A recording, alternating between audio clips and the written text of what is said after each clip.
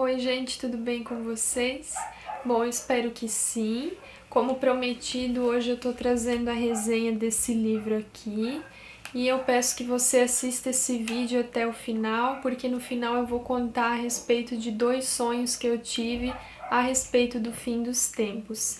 Então, nesse vídeo eu vou falar de Apocalipse, de fim dos tempos, vou trazer a resenha com a visão do autor e também um pouquinho sobre o que eu penso a respeito do assunto, e aí eu encerro contando sonhos para vocês, tá? Então, se você gostar desse vídeo, eu te peço que você deixe o like para me ajudar a fazer o canal crescer e que você me acompanhe por aqui, me siga caso você ainda não seja inscrito, tá bom? Então vamos lá. Eu gostei muito da leitura desse livro, ele tem uma linguagem bem clara e de fácil compreensão, inclusive para pessoas que têm pouco conhecimento, né, a respeito do Apocalipse. É até legal você pegar a Bíblia e lendo o livro de Apocalipse e fazendo a leitura desse livro junto, né? Vai ajudar bastante para você estudar e entender melhor a respeito do Apocalipse. Bom, esse livro é dividido em 7 capítulos de 151 páginas, então como a leitura dele é bem fluida, rapidinho você conclui a leitura dele. O autor do livro, assim como eu, tem uma visão pré-tribulacionista, né? Ele acredita que a Igreja de Cristo vai ser arrebatada antes da grande tribulação, né? Então a gente acredita que nós não iremos passar pela grande tribulação. E assim, eu não quero te convencer, né, do meu ponto de vista, mas através de tudo que eu já li e estudei até hoje sobre o Apocalipse, essa é a forma que mais faz sentido para mim, é realmente o que eu creio, né? E ele defende esse ponto de vista logo no primeiro capítulo. Então eu quero ler rapidinho para você um pequeno trecho que defende esse ponto de vista, né? Por que que o autor acredita que a gente não vai passar pela grande tribulação? A evidência determinante de que a Igreja não passará pela tribulação está nos capítulos de Apocalipse que citam as 7 igrejas da Ásia. Essas igrejas locais não apenas existiam naquela época, como também representam as igrejas de todos os tempos. Quando a carta à Igreja de Filadélfia foi escrita, Jesus fez uma promessa aos cristãos, especialmente àqueles que estariam no fim dos tempos. Ele disse: visto que guardou a minha palavra de exortação à perseverança, eu também o guardarei da hora da provação que está para vir sobre todo o mundo, para pôr à prova os que habitam na terra. Isso está em Apocalipse 3:10. Aí ele diz assim, ó, guardar na hora significa retirar os cristãos durante a tribulação, mas guardar da hora, como Jesus prometeu, significa não permitir que os cristãos participem da tribulação. João usou a preposição grega ex, né, ex, que significa para fora.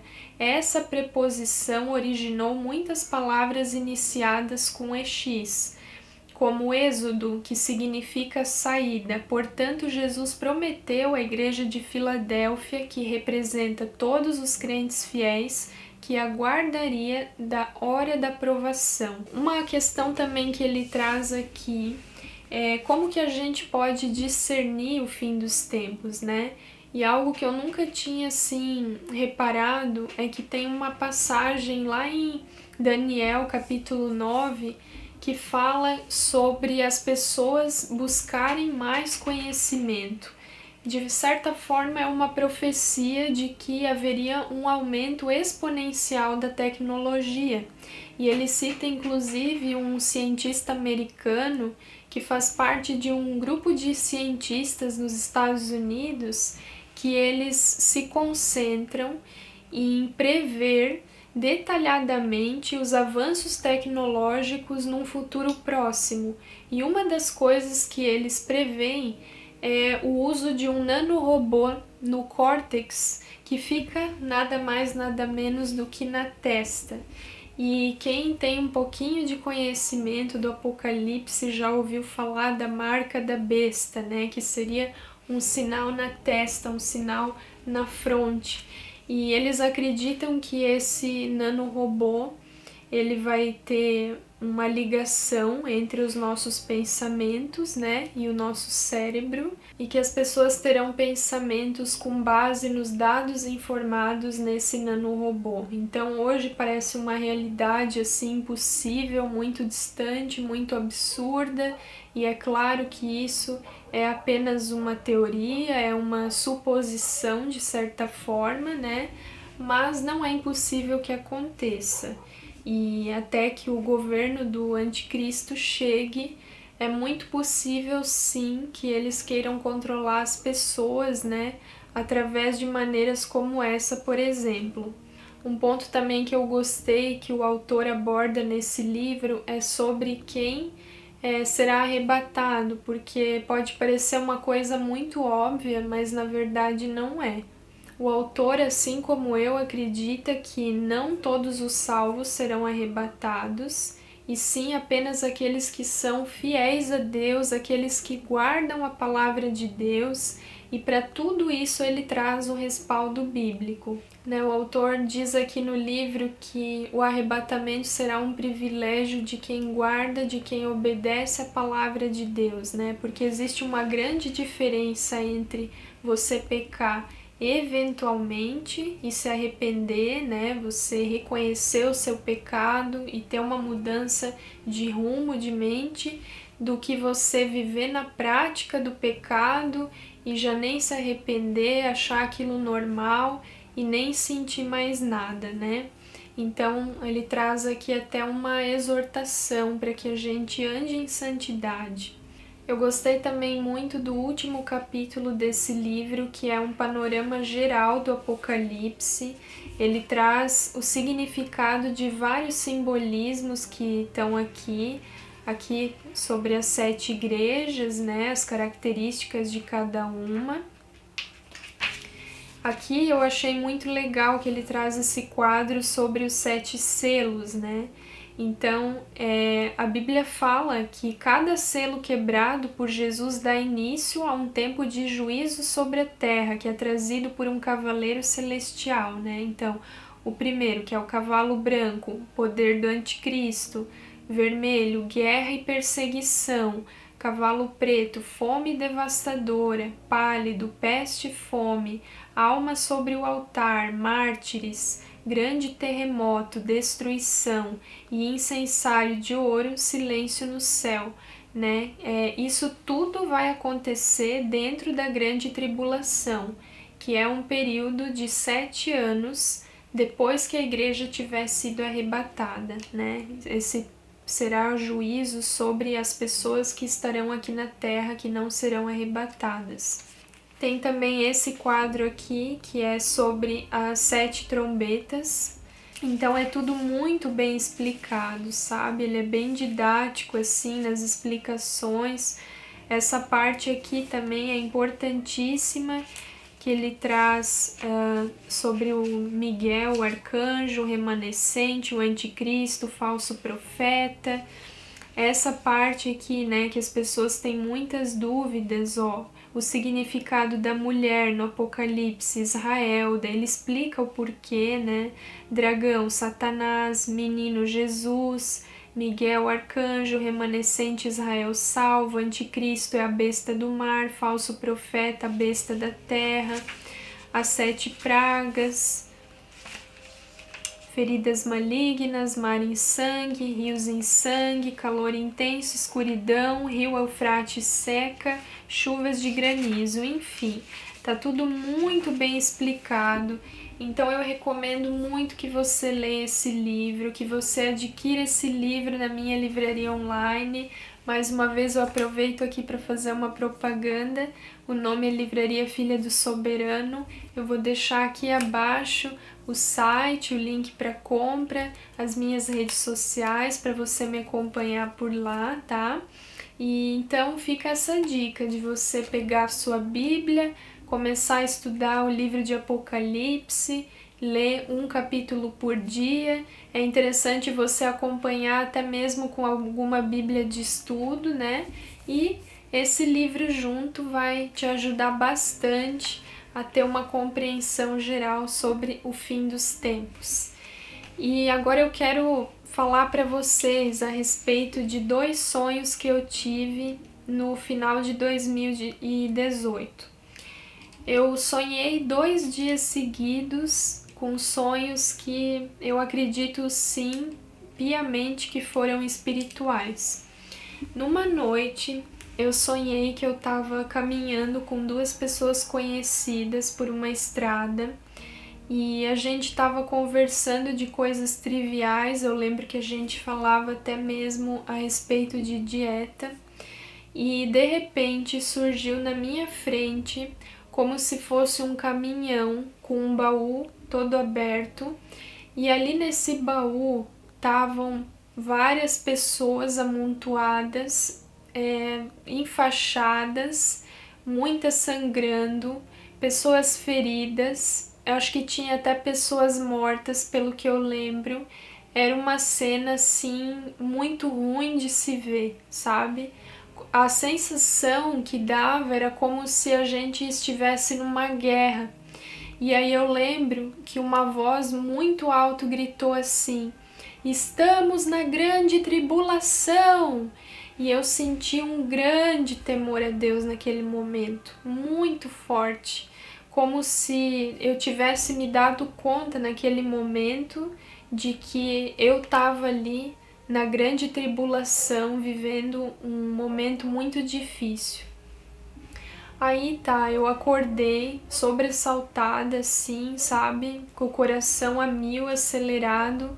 E assim já que eu acordei com esse versículo aqui em mente, que eu tenho certeza que foi o Espírito Santo que trouxe.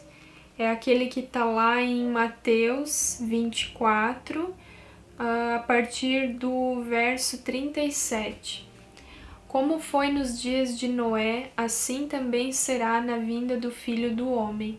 Pois nos dias anteriores ao dilúvio, o povo vivia comendo e bebendo, casando-se e dando-se em casamento, até o dia em que Noé entrou na arca, e eles nada perceberam, até que veio o dilúvio e os levou a todos. Assim acontecerá na vinda do Filho do Homem. 2 homens estarão no campo, um será levado e o outro será deixado. 2 mulheres estarão trabalhando num moinho, uma será levada e a outra deixada. Portanto, vigiem, porque vocês não sabem em que dia virá o seu Senhor. Aí tá, fiquei com aquilo na cabeça o dia inteiro. Quando foi à noite, eu tive outro sonho. Eu lembro que eu estava num lugar e apareceu diante de mim um ser. Ele não parecia ser 100% humano. A impressão que passava é que ele era meio homem e meio demônio, ou como se fosse uma pessoa ali encarnada de Satanás, eu não sei dizer. Eu só sei que era um ser muito maligno e ele tinha olhos muito malignos e ele dizia, olhando bem nos meus olhos assim: "Eu vigio tudo que tu faz, eu vigio cada passo teu, eu conheço tudo sobre ti, eu conheço as tuas motivações, tudo." Enfim, era algo nesse sentido que ele me dizia, como se ele me perseguisse, como se ele me conhecesse detalhadamente, e foi uma coisa muito maligna. Daí eu perguntei para ele, eu falei: "Quem é você?" E aí ele me respondeu: "Eu sou o anticristo." E aí o sonho terminou. Bom, na época eu até postei lá no Filha do Soberano. Para quem não sabe, eu escrevo já há alguns anos textos cristãos na internet. Vou até deixar aqui também para vocês me acompanharem por lá.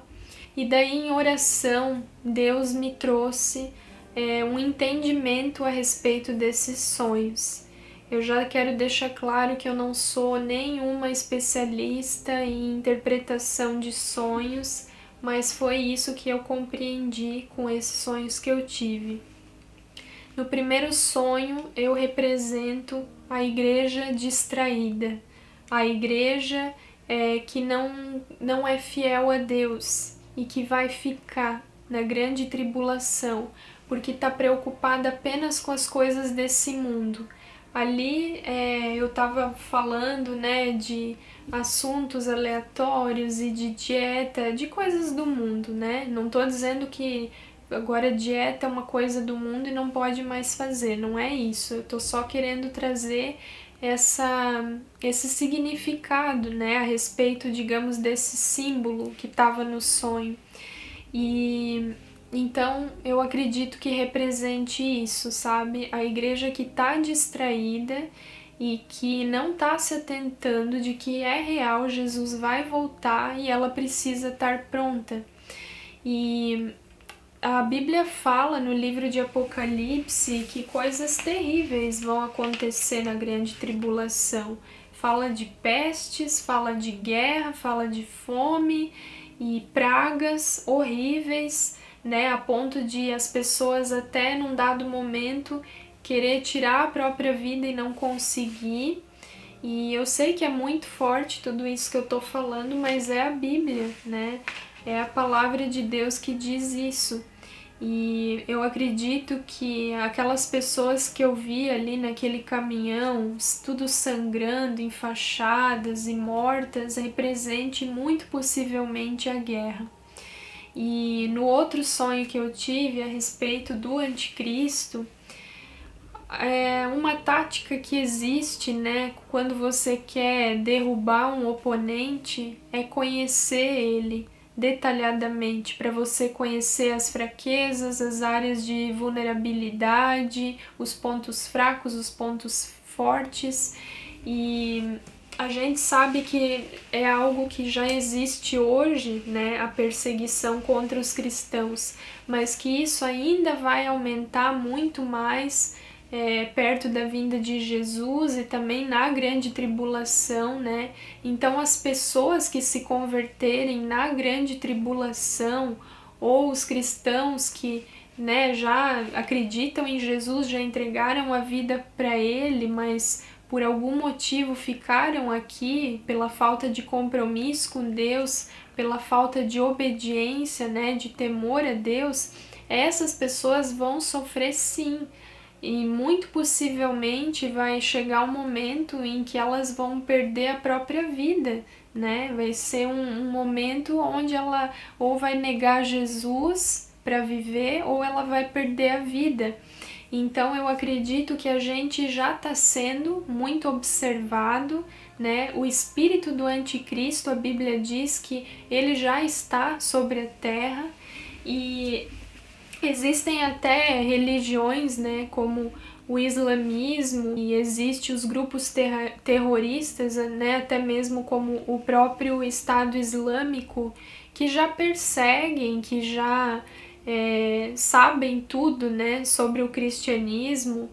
E, enfim, eu acho que esse sonho ele é muito amplo, assim, se a gente for parar para pensar, porque até mesmo satanistas, né, e bruxos, pessoas de religiões pagãs, se infiltram dentro de igrejas evangélicas e ali dentro eles semeiam o mal, eles se disfarçam de cristãos, mas fazem coisas malignas ali e também querem conhecer a gente detalhadamente, né? Porque para você derrubar um adversário, você precisa conhecer ele.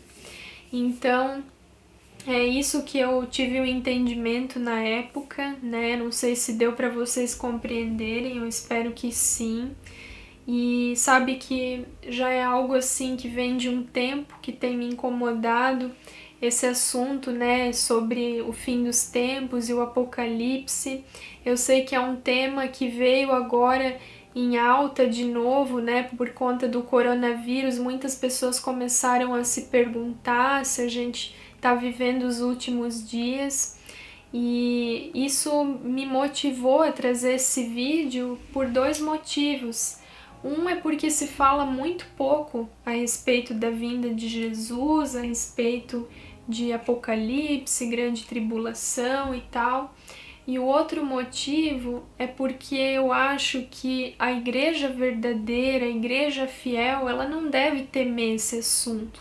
Sabe, eu não gosto quando eu vejo pessoas usando a frase Jesus está voltando para colocar medo, parece, uns nos outros. E esse assunto não deveria ser um assunto negativo. Pelo contrário, a gente precisa sonhar com a vida de Jesus, porque Jesus quer voltar para uma noiva apaixonada, por uma noiva que deseja Ele. E sabe, eu não vejo a hora de estar diante de Jesus, de abraçar Ele, de beijar Ele, de falar que eu amo Ele olhando nos olhos dele. E para encerrar esse vídeo, eu quero compartilhar com vocês um poema que eu escrevi ano passado, num tempo muito difícil para mim. Eu estava passando por várias questões emocionais e aquele poema foi uma inspiração assim que o Espírito Santo me trouxe, que fala sobre esse dia que eu vou estar face a face com Deus, que trouxe muito consolo para o meu coração e que eu espero que traga para o teu também. Eu vou ler. O dia em que verei Jesus. O dia em que verei Jesus, meus olhos o contemplarão em tal assombro que eu perderei as palavras pelo chão de ouro na rua de Jerusalém. Não lembrarei de nenhuma delas e ainda que lembrasse, nem de perto descreveriam tamanha glória e esplendor. Eu sei que perderei também a voz, mas você ouvirá claramente o eco do meu coração extasiado por tua beleza ímpar, sem igual. Correrei para abraçá-lo, envolverei meus braços nos teus, sem pressa de sair desse lugar. Quando eu olhar nos teus olhos, Jesus, eu irei me deparar com tantas respostas, amor e verdades, e então todos os meus espaços vazios e tristes serão preenchidos pela plenitude da tua alegria e amor. E como será maravilhoso ouvir finalmente as tão esperadas palavras: entra no gozo do teu Senhor. Amém? Eu espero que você tenha gostado desse vídeo, que você reflita a respeito de tudo que eu falei aqui. Esse vídeo não é para trazer medo em ninguém, ao contrário, é para você ser instigado a desejar, a vinda de Cristo, a ser uma pessoa cada dia mais apaixonada por Ele. E também fica claro como uma exortação para nós, eu me incluo nisso como igreja, para que a gente se santifique cada vez mais, porque Ele vem. Maranata, a hora vem, Senhor Jesus. Que Deus te abençoe, fique com Deus e até o próximo vídeo.